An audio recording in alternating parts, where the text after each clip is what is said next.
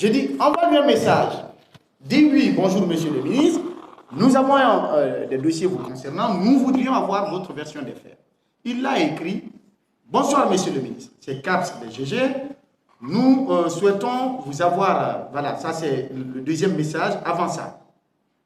Il dit, je suis Kaba Alpha Cabinet, également connu sous le nom de CAPS, Coach CAPS, travaillant au groupe Adafo Média et l'émission le Before GG. Notre rédaction a été informée d'un dossier vous concernant et j'aimerais vérifier les informations et obtenir votre version des faits sur ce sujet. De plus, je souhaiterais savoir si vous seriez disposé à vous exprimer à ce sujet chez nous. C'est moi qui ai fait la demande. Il m'a envoyé la capture du message. J'ai dit, envoie le même message par WhatsApp, sur la messagerie directe et sur WhatsApp. Parce que les investigations, un seul journaliste ne peut pas mener une enquête de grande envergure. C'est un groupe de journalistes, souvent, qui travaillent sur des sujets d'investigation. Chacun travaille sur un pan et après, on harmonise les éléments, on en fait un sujet. Ce qui fait que dans la présentation de ces enquêtes-là, je présente toujours un pan, il y a un autre collègue qui présente encore un autre pan. C'est comme cela on le fait. Et donc, la HAC dit que ce recoupement, c'est au nom d'Espace et non au nom des inquisiteurs.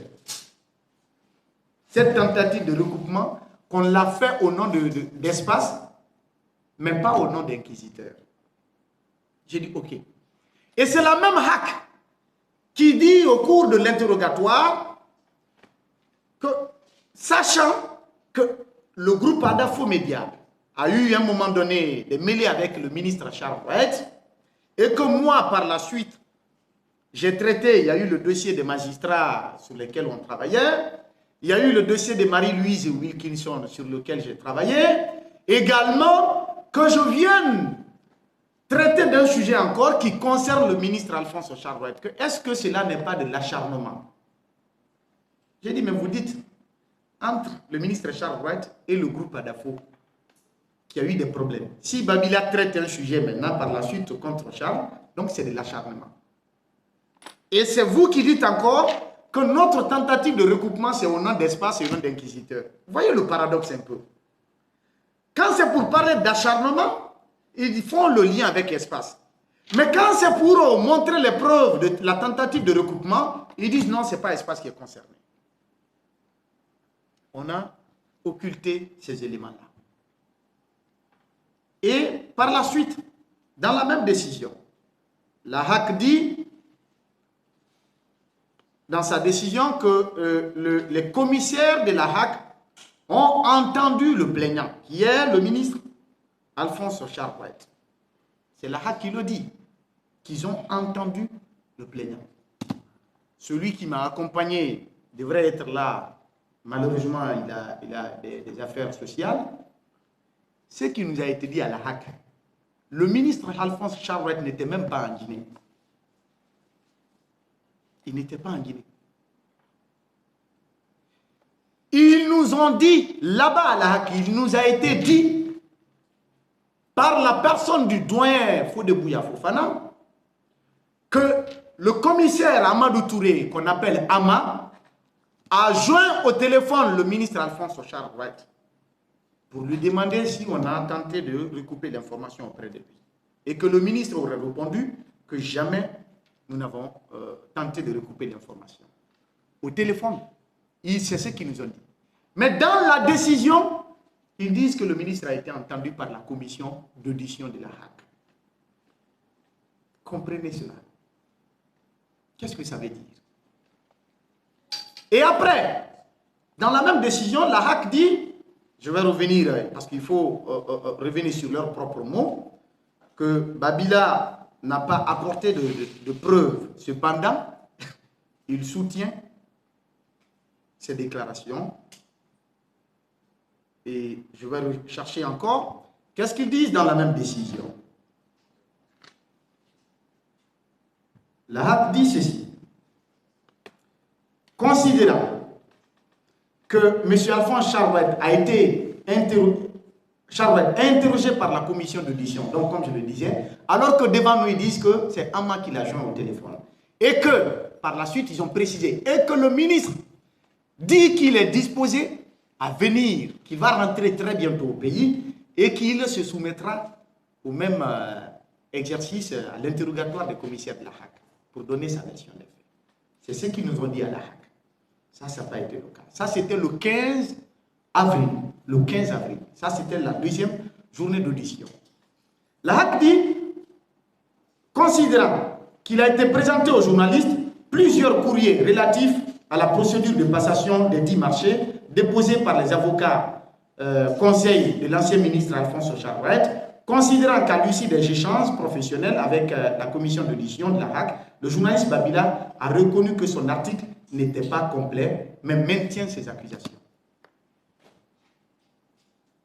C'était une guerre d'école de journalisme, en fait, il faut le dire. Parce que le journalisme d'investigation, ou le journalisme que les commissaires de la HAC, qui ne sont pas d'ailleurs tous journalistes professionnels, ont voulu expliquer ce qu'ils ont voulu expliquer comme principe. Moi, je dis, je ne suis pas d'accord à dire qu'un article ou un article d'investigation qui porte sur un grand dossier, que toutes les informations devraient se retrouver dans un seul article, quelle que soit la longueur. Je dis que je ne suis pas d'accord. Je ne suis pas d'accord. Dans l'exercice de cette profession, je dis on n'est pas allé loin, mais je vais vers ma 15e année d'exercice professionnel. Je vais vers ma 15e année d'exercice professionnel. Jamais je n'ai été convoqué par le passé. Jamais il n'y a eu une plainte contre moi. Jamais je n'ai été averti ou suspendu. Ni par la HAC, ni par une juridiction quelconque. Qu'on veuille dire que quelle que soit la longueur d'un article d'enquête, qu'on doit, ou d'un sujet d'investigation, que toutes les informations doivent être traitées dans un seul article, je dis c'est faux. Qui ne suit pas les médias internationaux à travers le monde, qui font des séquences, des épisodes d'enquête, série par série, épisode par épisode, qui ne voit pas ça dans les médias? Vous avez un article de plus de 3000 mots, vous allez publier ça? Non. Et je leur ai dit, à la fin de l'article, on a dit ces interrogations vont être répondues dans un prochain article. Affaire à suivre. L'article n'est pas fini. Le travail n'est pas terminé. Mais la HAC ne voulait pas entendre ça. Eux, ils disent que je n'ai pas... Eux, ils ont communiqué des pièces, que Babila n'a pas apporté de preuves. Mais ils maintiennent ces accusations. À partir du moment... Parce que quand quelqu'un se plaint qu'il y a eu diffamation, les professionnels doivent constater l'effectivité de cette diffamation-là. Mais dans l'article, lisez l'article incriminé. Allez-y sur l'Inquisiteur. Où la diffamation existe, où est-ce qu'on pointe du doigt le ministre Alphonse Charles qu'il a fait de la corruption dans ces dossiers-là? On a dit parfum de corruption. En journalisme, c'est comme on disait, suspicion de corruption, soupçon de corruption.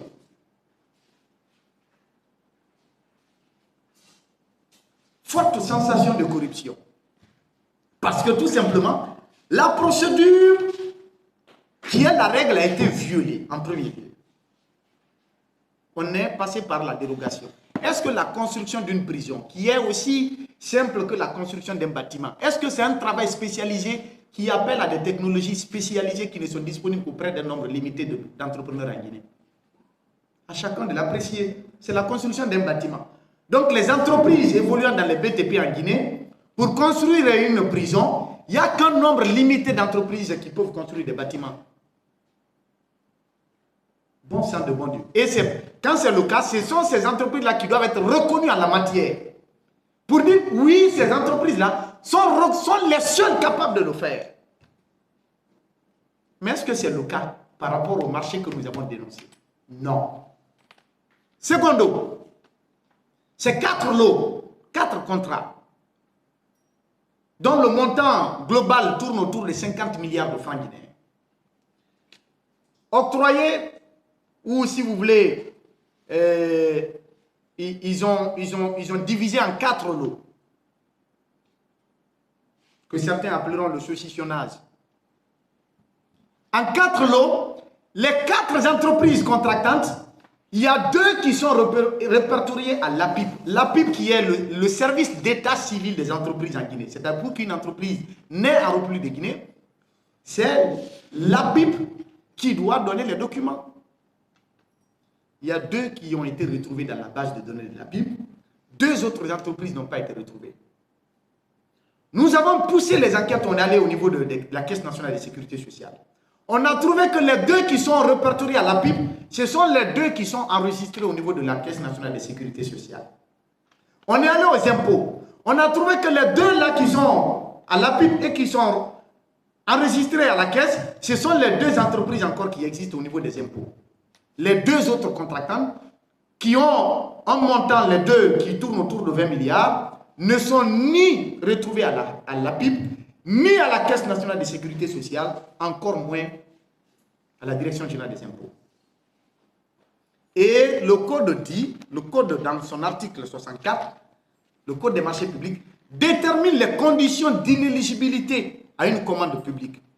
C'est-à-dire, pour qu'une entreprise ne tente même pas de soumissionner sa candidature pour avoir un contrat de l'État, l'article 64, on dit cas d'inéligibilité. Et dans ça, il est dit, ne peuvent postuler à la commande publique ni en être attributaires les personnes physiques ou morales qui n'ont pas un siège fixe et identifiable, les capacités humaines, techniques et financières nécessaires à l'exécution des marchés, qui n'ont pas acquitté les droits, taxes, impôts, cotisations, contributions, redevances, y compris celles dues à l'autorité de régulation. Une entreprise qui n'est pas enregistrée à la Caisse nationale de sécurité sociale, comment cette entreprise va payer ses cotisations sociales? Une entreprise qui n'est pas identifiée au niveau des impôts, comment cette entreprise va payer ses impôts? Et si on donne un marché, on dit que ces entreprises-là, qui ne sont pas à jour, qui ne cotisent, qui ne sont pas identifiables légalement, qui ne payent pas leurs cotisations et leurs impôts, que ces entreprises-là ne doivent même pas postuler à une commande publique, c'est-à-dire à un marché public, à plus forte raison, bénéficier des marchés publics. Et si on attribue des contrats à ces entreprises-là, comment voulez-vous qualifier le fait? Et ces faits-là, la même loi dit, le code dit, la loi anticorruption dit que c'est des pratiques assimilées à la corruption. Ce n'est pas nous qui le disons. Au-delà, les deux entreprises qui sont identifiées également, on s'est rendu compte que ces deux entreprises, leur domaine d'activité, c'est la logistique et le commerce général. Mais qui ont bénéficié d'un contrat de travaux, des contrats de travaux publics.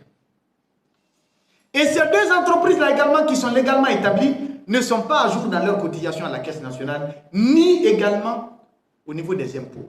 Mais on leur a donné les contrats. Vous voulez qu'on qualifie ça comment?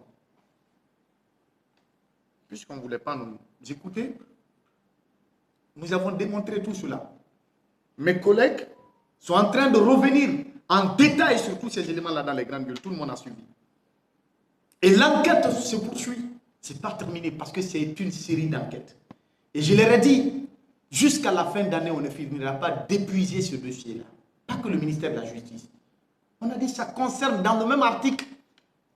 J'ai écrit également dans le même article concernant la maison, les projets de la maison centrale, que cette enquête que nous avons commencée va s'étendre à l'ensemble des départements ministériels, y compris la présidence, mais aussi d'autres organismes publics. Je l'ai mentionné dans l'article. Voilà un peu, ça c'est par rapport à ce qui est dit dans la décision de la HAC, aux contre-vérités qui ont été mentionnées là. Certains commissaires vont jusqu'à dire en coulisses à certaines personnes que moi, Babila, j'ai reconnu que je n'ai pas de preuves et que j'ai été trompé par mes sources. Bon sang de bon Dieu. J'ai été amené même à prendre mon téléphone pour appeler mon collègue Ousmane Tounkara, que vous connaissez tous. J'ai dit, Tounkara, est-ce qu'à la HAC, une seule fois, moi, Babila, j'ai exprimé que je n'ai pas de preuves et que j'ai été trahi par mes sources. Il dit, jamais tu n'as déclaré cela. Et ce sont les mêmes commissaires qui disent dans leur décision que Babila maintient ces accusations. Comment on peut maintenir ces accusations si on n'est pas fort de quelque chose? Un menteur, vous l'avez vu se défendre sur du faux, alors qu'il n'a rien en main. Tu as quelque chose, tu dis tu n'as rien. Ils m'ont adressé l'invitation, c'était le 28 mars. C'est Amadou Touré, Ama, qui m'a appelé au téléphone. Je venais à la casse pour régler quelques trucs sur ma voiture parce que je devais voyager le lendemain pour Zérékoré. Il m'a appelé, j'ai dit je viens à la casse. Il dit quelqu'un va te déposer. Il y a un monsieur qui m'a déposé le courrier. J'ai vu dans le courrier c'est écrit Mamadou Babila Keita. J'ai dit mon nom c'est Mamadou et non Mamadou. Ils ont corrigé cela. J'étais invité à me présenter le 3 avril, mercredi. Je leur ai dit mercredi ne me trouvera pas à Conakry. J'ai dit, je vois, si on peut ramener à demain vendredi, parce qu'on était jeudi 28 mars. J'ai dit, si on peut ramener à demain vendredi, ce serait mieux parce que après le before demain, il se peut que je voyage ou le samedi matin très tôt chez mon père qui est malade, je dois aller à Zérékoré. Ils disent non, qu'il faut que je me présente mercredi. J'ai dit, je ne pourrai pas. Pour ne rien au monde, je ne vais renoncer à ce voyage-là. Ama passe le téléphone au doigt Info de Bouillant. On a échangé, j'ai dit je ne pourrais pas. On a discuté, et après, il dit je reviens quand? J'ai dit vendredi, certainement me trouve à Conakry, vendredi le 5. J'ai dit je vais bouger le jeudi. Jeudi pourrait me trouver là, mais par prudence, il faut dire vendredi. Donc ils ont dit ok, vendredi tu te présentes, le 5 avril. Je rentre à Conakry, j'ai quitté Zérékoré jeudi à 13 h, c'est moi qui conduisais. Je rentre à Conakry, j'ai eu des pannes en route. Je rentre à Conakry à 7 h 30. Je rentre à la maison, déposer mes bagages, je me lave et je continue directement à la HAC, sans me reposer. De 10 h à 13 h, j'étais en audition. Ils m'ont présenté la convocation, la plainte du ministre Charles. Ils m'ont présenté l'article imprimé. J'ai dit oui, c'est moi et j'assume entièrement le contenu. Ils ont commencé à me poser des questions. 8 ou 9 commissaires de 10 h à 13 h. Mais j'ai trouvé là, je me suis retrouvé face à une juridiction où, disons, à des avocats du ministre Charles. Très honnêtement, il faut qu'on dise les choses vraies. Ils m'ont dit que ce qui se passe entre nous là, que c'est un échange professionnel, que ça ne doit pas sortir entre les quatre murs. Que si jamais je communique sur ce qui se passe là, qu'ils vont me sanctionner pour violation du code de bonne conduite. Il y a des journalistes qui étaient venus. À ma sortie, je leur ai dit, ah, la HAC nous dit que ce qui se passe là, c'est à huis clos, c'est secret, c'est confidentiel, que je ne dois pas en parler. Et personne ne m'a entendu. Ils m'ont posé des questions. Je leur ai montré ça. Violation constatée, je leur ai expliqué. J'ai dit, le travail n'était pas fini. À la fin de l'article, vous voyez. Ils disent que dans un article d'investigation, qu'on ne doit pas poser des questions, qu'on doit répondre plutôt aux questions. J'ai dit non. Moi, on ne m'a pas enseigné ça. Je ne sais pas qui est journaliste d'investigation parmi eux, ou qui a fait le journalisme d'investigation parmi eux, mais quand un journaliste d'investigation ne pose pas des questions dans des articles, qui doit répondre aux questions, je dis c'est pas vrai, je ne suis pas d'accord. On soulève des interrogations. Ça va amener d'autres médias à s'intéresser même au sujet. Pour la petite histoire, quand Guinée News, en 2019, entre 2019 et 2020, avait fait la révélation sur l'affaire Nabaya Gate, c'est un article qu'ils ont publié. Ils n'ont mis aucun élément de preuve dedans. Par la suite, on a dit que la presse guinéenne n'est pas professionnelle. Il y a eu des communications du gouvernement pour nier complètement l'information. Moi, je me suis dit, si on se tait face à cela, on va tous nous insulter. Automatiquement, dans le contenu de l'article de Guinée News, il y avait assez d'éléments. J'ai mené des enquêtes et j'ai trouvé des éléments d'information, des éléments de preuve par rapport à un montant de 35 milliards accordé aux écoles professionnelles. Donc, j'ai poursuivi le travail de Guinée News et j'ai publié cet article-là. Vous pouvez voir également sur Inquisiteur. C'est écrit épisode 2, affaire Nabaya Gate, épisode 1, épisode 2, épisode 3. J'ai fait près de 5 articles dessus, avec des éléments nouveaux qui s'est complété. Sur Inquisiteur, je l'ai fait. Il y a eu, personne n'en a entendu parler. Et ils disent, on ne pose pas d'interrogation. J'ai dit non. D'ailleurs, quand on n'est pas sûr de quelque chose, le journaliste d'investigation, il pose des questions. Au lieu de s'exprimer, parce qu'il y a l'autre formule, parler au conditionnel. Moi, je n'aime pas exploiter le conditionnel dans mes papiers. J'aime pas. Je suis gêné de le faire. Je préfère plutôt poser des questions, pour susciter un débat, pour attirer les regards. Et ça va amener des sources. Voyant ces questions, il y a des sources qui ont des réponses à certaines de ces questions qui vont me contacter pour dire là, tes interrogations la méritent des réponses. Nous avons des éléments. Voilà un peu ce qui se fait. La HAC m'a contredit complètement. Ils disent que c'est de l'acharnement contre le ministre Charles Wright.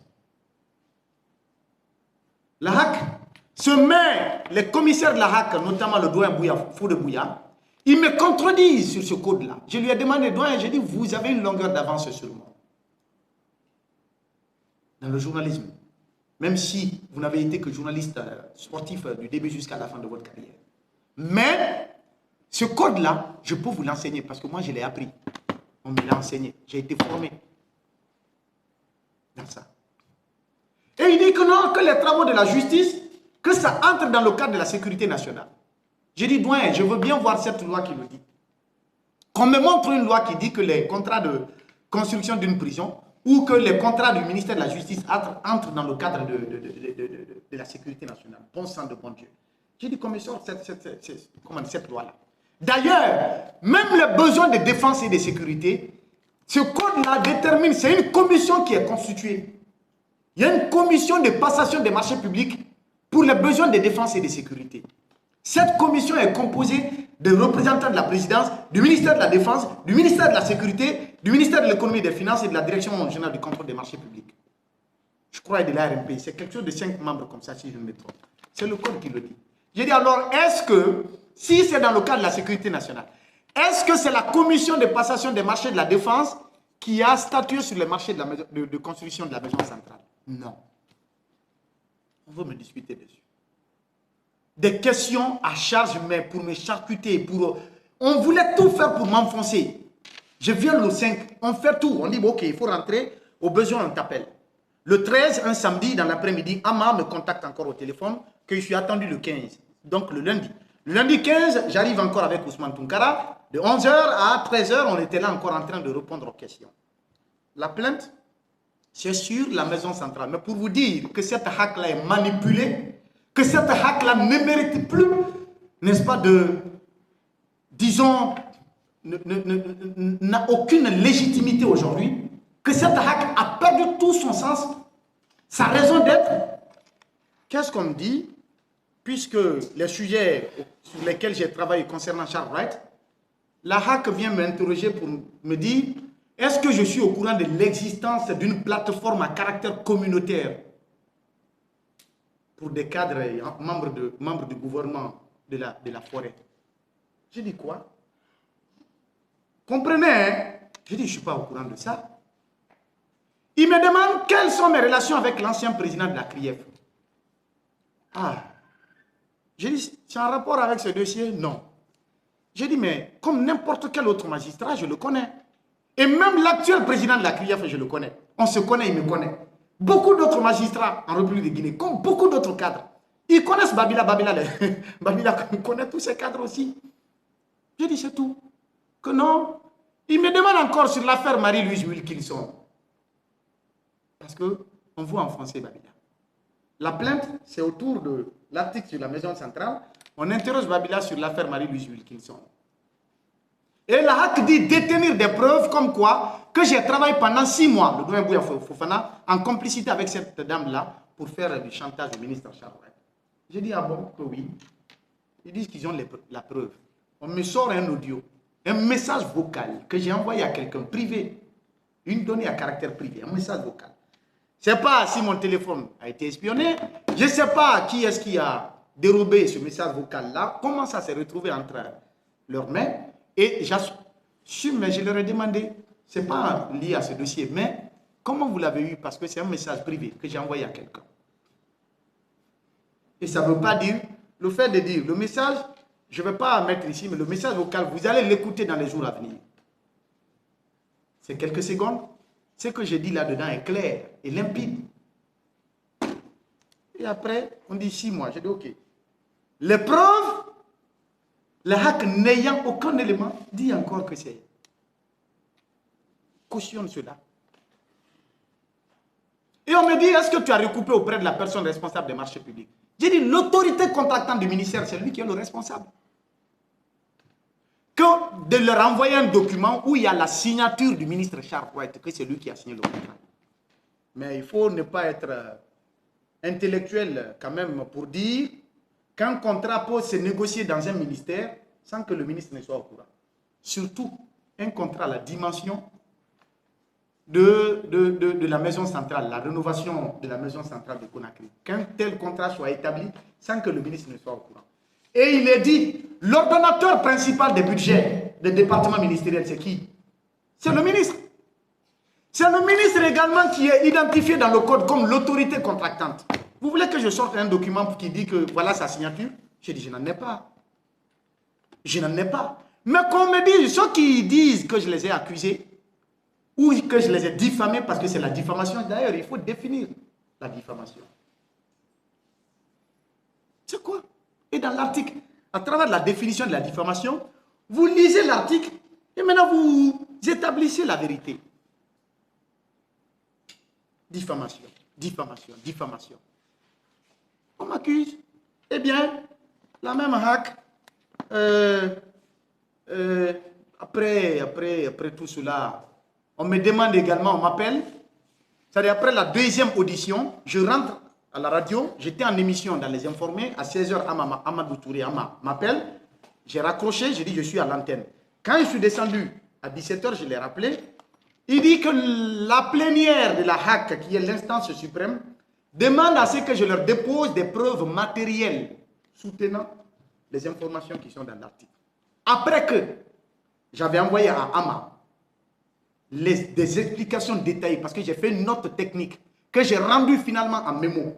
Je lui ai envoyé, je me suis posé la question, est-ce que les éléments que j'ai envoyés à Ama, il a soumis ça à l'appréciation de tout le collège de la HAC? Ou bien comment ça s'est passé? Parce qu'on ne peut pas disposer ces éléments-là et se mettre à dire quelque chose d'autre qui ne soit pas vrai en fait. Je suis gêné, moi, de me comporter ainsi. Je leur ai dit, 100 fois, 1000 fois, je me répète sur les mêmes propos que de me dédier sur un truc. Si je traite une information et que je la mets sur la place publique, j'assume l'entièreté. C'est ça le professionnel. Et ça, je ne suis pas un amateur, je ne suis pas un vlogueur qui raconte des trucs sur les réseaux sociaux. Non. Maintenant, c'est là ils ont sorti les courriers dont ils ont parlé dans leur truc, que ça a été fourni par les avocats, c'est-à-dire les demandes de dérogation qui ont été faites par le prédécesseur de Charles White au ministère de l'économie et des finances pour avoir, n'est-ce pas, l'autorisation du ministre à recourir à la procédure dérogatoire. La demande qui a été faite, qu'est-ce qui était dedans? C'était pour passer par gré à gré. Le ministre Moriba Alain a fait une demande pour passer par gré à gré. Mais c'est le ministre de l'économie et des finances à l'époque qui répond dans le courrier que non, que le marché n'est pas éligible au gré à gré. Mais par contre, qu'ils peuvent passer, que pour des raisons d'urgence qu'ils ont évoquées, qu'ils peuvent emprunter la procédure d'appel d'offres restreinte. En fait, c'est le ministre lui-même. Ce qu'on ne lui a pas demandé, il prête le flanc à une autre violation de procédure. C'est pourquoi je leur ai dit à la HAC, j'ai dit ça ne se limite pas qu'au ministre Alphonse Charles. J'ai dit c'est une situation qui implique beaucoup de personnes, plusieurs départements. J'ai dit le ministère de l'économie et des finances est impliqué, la direction nationale de l'économie, du contrôle des marchés publics est impliquée là-dedans, la personne responsable des marchés publics également, et qui d'autre? J'ai dit c'est un travail continu. On n'a pas voulu m'écouter. Des questions à tout bout de champ pour charger Badila, pour trouver des poux, des choses à lui coller à la peau.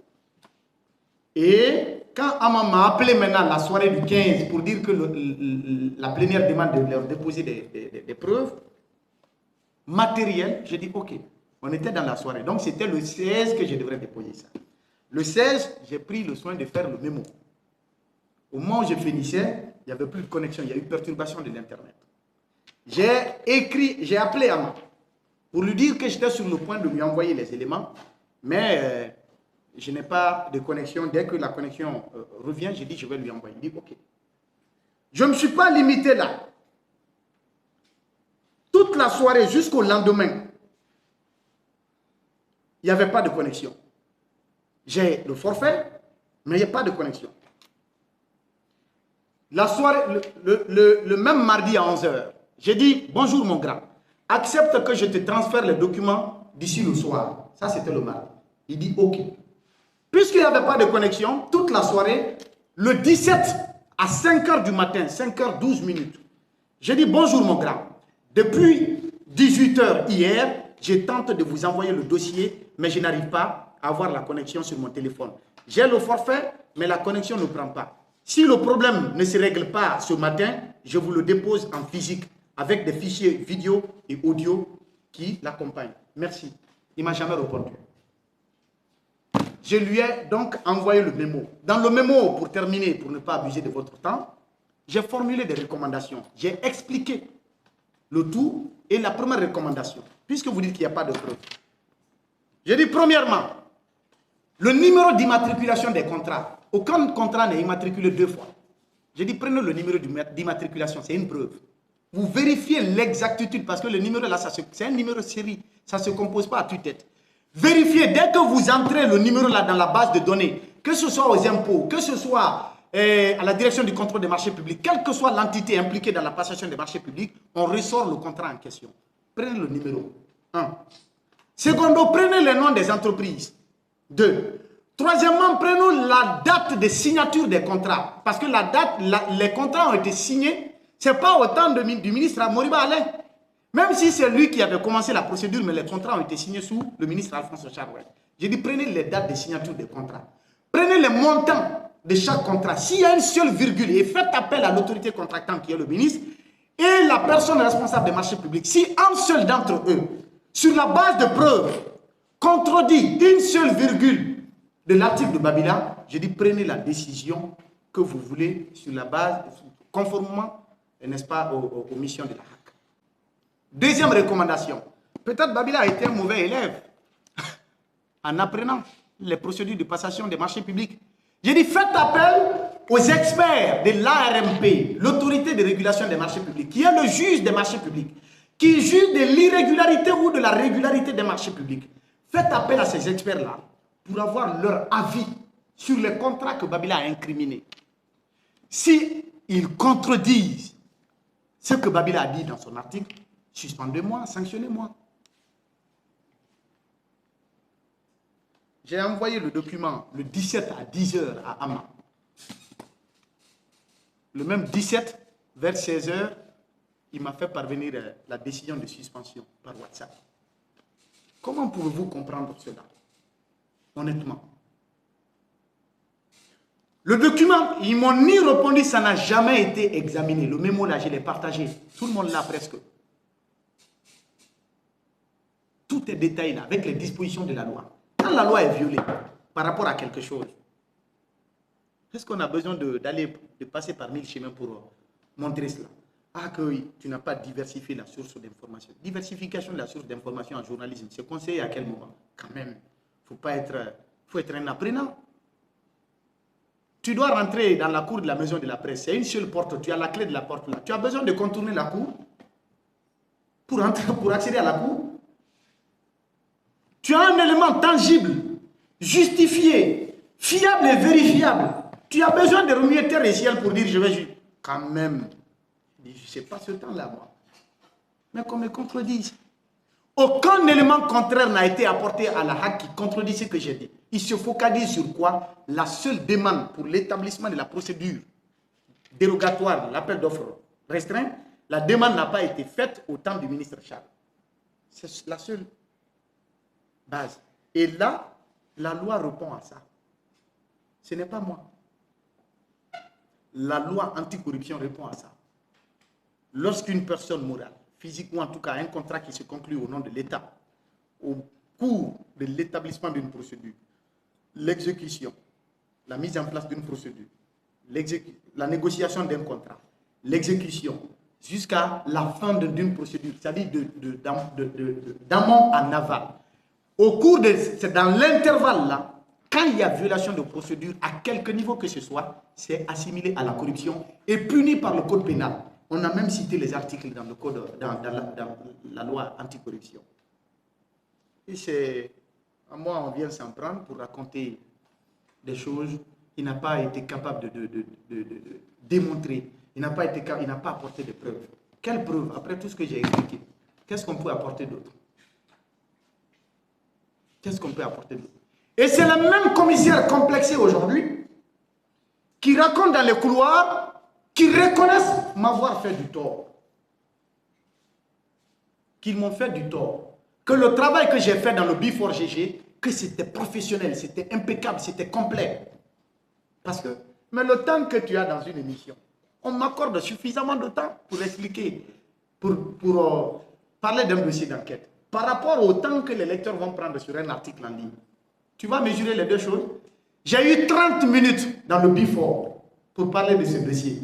Qui va prendre 30 minutes en train de lire un article de presse comme ça?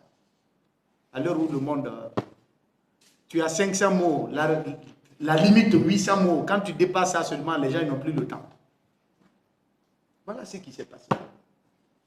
Cette hack. À tout bout de champ, ils sont en train de reconnaître dans les coulisses. On m'a rapporté beaucoup de ces versions. Jacques Léo a été là-bas. Ils ont reconnu. Ils disent, mais quand il explique le code, il est bien le jeune. Il est ci, il est ça. Même moi, ils me disent là-bas, tu es allé vite, tu as fait mon travail. J'ai dit, mais attendez, bon sang de bon Dieu, celui qui n'est pas journaliste, c'est celui-là qui vient poser des questions à un journaliste par rapport à l'acte. Non, non, à un travail professionnel. Tu quittes les bancs du stage, tu te retrouves commissaire, tu poses des questions. Tu quittes le monde de la mécanique, tu te retrouves commissaire, tu poses des questions par rapport à un travail professionnel dans le domaine du journalisme. Et d'ailleurs, ils ont dit que je les ai offensés là, parce que quand j'ai dit que tout le monde n'est pas professionnel ici, j'ai dit, mais les professionnels qui sont parmi vous peuvent examiner le contenu de l'article. Il faut debout à dire que je les ai offensés. Mais au-delà, quand on m'a interrogé que c'est de l'acharnement contre le ministre Charles, j'ai dit, mais j'ai dit dans l'article que tous les départements sont concernés, y compris la HAC.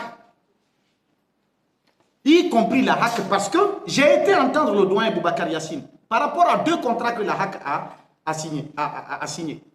Les 2 contrats, le premier contrat, je vais vous donner l'intitulé, les montants et les entreprises qui ont bénéficié. Chacun, on va céder. Les 2 contrats que la HAC a signés, j'ai été entendre le doyen Boubacar Yassine. Je n'étais pas seul, j'étais avec mon collègue Alphonse Mara. Je leur ai dit cela. Premier contrat, signé le 8 septembre 2023.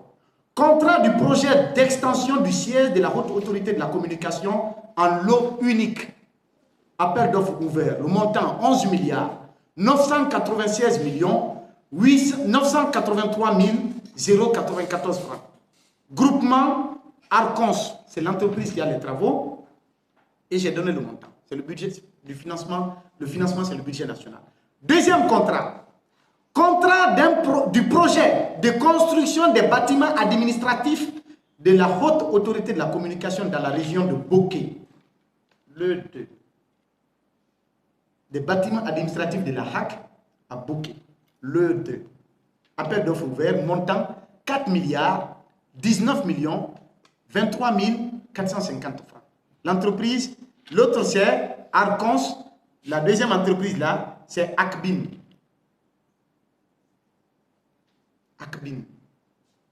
J'ai été entendre le doyen, il me dit le premier contrat. Le doyen Boubacar Yassine est sorti de son bureau. Il allait me montrer le chantier en cours. On a retrouvé l'entrepreneur sur place. On a pris le numéro de l'entrepreneur qu'on allait lui revenir parce qu'on veut voir la clarté dans ces contrats-là. Et le doyen m'a dit que pour le moment, c'est 2 milliards 500 millions qui ont été décaissés pour le projet qui est en cours en ville là-bas, à côté du siège de la HAC. Et que l'entreprise même a exécuté les travaux largement au-delà de ce montant-là. Ils attendent un paiement d'acompte. Mais pour Bokeh, le doyen me dit que non, que c'est pour toutes les régions du pays. Que la HAC veut étendre, n'est-ce pas, je ne sais pas comment ils vont dire ça, mais voilà, à l'intérieur du pays. On a combien de commissaires à la HAC? Si ces commissaires-là qui vont être répartis entre les régions, on se pose la question. J'ai même appelé un collègue à Bokeh. J'ai dit, la HAC a un siège à Bokeh. Il me dit non. J'ai dit, est-ce tu as connaissance qu'ils ont un domaine? Parce que pour qu'il y ait un contrat de construction de bâtiment à Bokeh, il faut d'abord qu'il y ait un domaine. J'étais prêt à faire le déplacement dans les jours qui allaient suivre pour aller à Bokeh. Et au-delà, même les dossiers concernant le ministère de la Justice, par rapport aux juridictions de l'intérieur, j'avais commencé à établir un planning pour aller dans toutes les villes du pays où on a passé des contrats au nom des juridictions, des tribunaux. J'avais commencé à établir ce plan-là. Prenons par exemple Macenta. C'est révoltant. L'attitude de la HAC. C'est révoltant. Mais, intéressez-vous, le contrat de la construction d'une prison de 100 personnes, 100 détenus à Macenta, au mois de janvier, le ministre Alphonse Charouette a fait la pose de la première pierre, devant tout le monde. Pose de la première pierre, il a annoncé que la procédure de passation de l'appel d'offres est en cours à Conakry. On ne peut jamais procéder à la pose de la première pierre d'un marché dont le contrat n'est pas encore conclu. Mais il l'a fait en janvier. Il dit que Macenta aura sa prison dans 2 ou 3 semaines. C'est ce qu'il a dit, ce n'est pas moi qui l'ai dit. Jusqu'aujourd'hui, la prison là n'est pas disponible. Et en lieu et place de l'appel d'offres qu'il a annoncé, le contrat a été donné par gré à gré. Le contrat a été donné par gré à gré. Et l'entreprise a été créée quand? Allez-y voir sur la base, sur le site de l'APIP, la date de création de l'entreprise. Par rapport à la pose de la première pierre de la prison. On ne veut pas qu'on dénonce cela. Il y a beaucoup d'autres contrats. Dans tous les départements ministériels. Babila, oui, on peut le faire taire. Mais vous êtes des Babila. Vous allez poursuivre ce combat-là. Vous avez l'obligation de poursuivre ce combat. Les données, beaucoup me contactent. Je subis énormément de pression, d'intimidation, de menaces. Et c'est des journalistes également qui contribuent auprès de ces prédateurs pour aider à identifier ma maison. Des journalistes, des confrères journalistes. On passe par eux pour mener des enquêtes sur Babila, connaître ses fréquentations, savoir où il loge, et tout a été identifié. En étant à l'extérieur, j'ai eu tous ces éléments-là, des menaces. Ma vie est en jeu dans cette affaire de passation des marchés publics. Parce que rien ne peut se passer au sein de l'administration publique sans contrat, sans commande publique. En fait, tout ce qui se fait, c'est l'État, c'est ça. Prestations, fournitures, travaux. Prestations, fournitures, travaux. C'est ça, c'est dans ça que l'État travaille. Vous rendez service à l'État, on vous paye. Vous construisez des bâtiments pour l'État, on vous paye. Même les BIC qui sont utilisés, les ordinateurs, tout ça, c'est des commandes publiques. L'État vit de ça. Mais c'est des milliards et des milliards qui sont décaissés sur des contrats. Je vous donne un exemple. On a travaillé récemment sur les travaux publics, pour terminer là-dessus. Les routes qui sont, les voiries urbaines qui sont en chantier là, où on met les bétons là. Le kilomètre au départ, c'était 8 milliards sous Alpha en 2019. 2018-2019. C'était 8 milliards par kilomètre. En 2020, on s'est retrouvé à 10 milliards. En 2022, le kilomètre est facturé aujourd'hui à plus de 15 milliards. Alors que le bitume dur, la route de Pamela, on s'est renseigné là-bas encore, on a pris des informations. Le kilomètre, le montant, c'est une valeur de 12 milliards francs guinéens. Mais les bétons, on les a fait à plus de 15 milliards.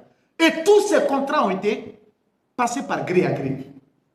Et il y a des entreprises qui ont bénéficié des marchés en 2022. Les entreprises ont été créées en 2023. Vous ne voulez pas qu'on dénonce cela?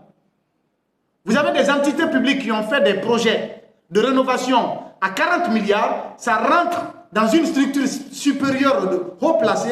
Le projet ressort avec un montant de 82 milliards. Il y en a énormément. On en veut à Babila. On veut le faire taire. S'il ne s'était pas, peut-être on va lui ôter la vie. C'est ce plan qui est en marche parce que si ce n'est pas le cas, même la justice, on dit qu'il faut le coffrer. On a des renseignements. Mais nous espérons que la justice ne sera pas une justice guinéenne, ne va pas continuer à demeurer une justice de la croix. Elle va exister en tant que justice du droit. Nous l'espérons. Et tout ce que j'ai demandé par rapport aux deux procédures, que nous soyons confrontés à des magistrats responsables. Des magistrats qui n'ont pas renoncé à leur serment et qui ne se sentent dans aucune obligation de redevabilité envers qui que ce soit. Parce que quand un ancien ministre qui a fait nommer ces magistrats-là à ces postes de responsabilité porte plainte contre vous devant les mêmes magistrats que lui il a nommés, si ce n'est pas le droit qui prime, si ce n'est pas l'intégrité, si ce n'est pas la morale, si ce n'est pas la responsabilité, si ce n'est pas le serment, vous pouvez espérer? Non. Mais nous y croyons. Nous y croyons. Nous pensons que tout le monde n'est pas dupe. Nous pensons que tout le monde n'est pas malhonnête. Nous pensons que tout le monde n'est pas prêt à sacrifier leur dignité pour la cause de X ou Y. On est au service de ce pays-là. Et pour ce pays, nous ne renoncerons à rien.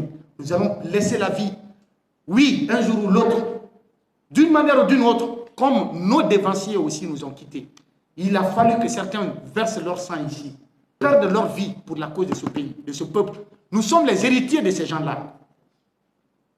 Et qu'on s'asseye pour observer des turpitudes se passer, des incongruités, des anomalies dans le fonctionnement de l'appareil étatique, alors que nous avons pour rôle de dénoncer cela, qu'on se détourne de ça pour faire l'éloge des commis, pour être des griots, excusez-moi du terme, ou en tout cas pour être là à faire l'éloge des gens, des hommes d'État pour avoir des muettes. Celui qui donne, comme certains le disent souvent, ils vont dire il est militant. J'ai dit un militant qui a été couvrir le coup d'État pendant que ça tirait. Je suis le premier journaliste à avoir mis sur la place publique le CNRD. Vous pouvez voir l'article. Avant même la déclaration officielle de la prise du pouvoir. Pendant que ça tirait, nous étions sous les balles. Et on dit que c'est lui le militant du RPG. Quand l'argument l'a écouté, mais c'est un militant qui a participé, n'est-ce pas, à quelque chose qui a conduit au renversement d'Alpha, parce que j'étais là. On a décroché la première interview, dans tous les risques. Au-delà, on va dire encore, c'est un frustré parce qu'il n'a pas eu de poste. Bon sang de bon Dieu.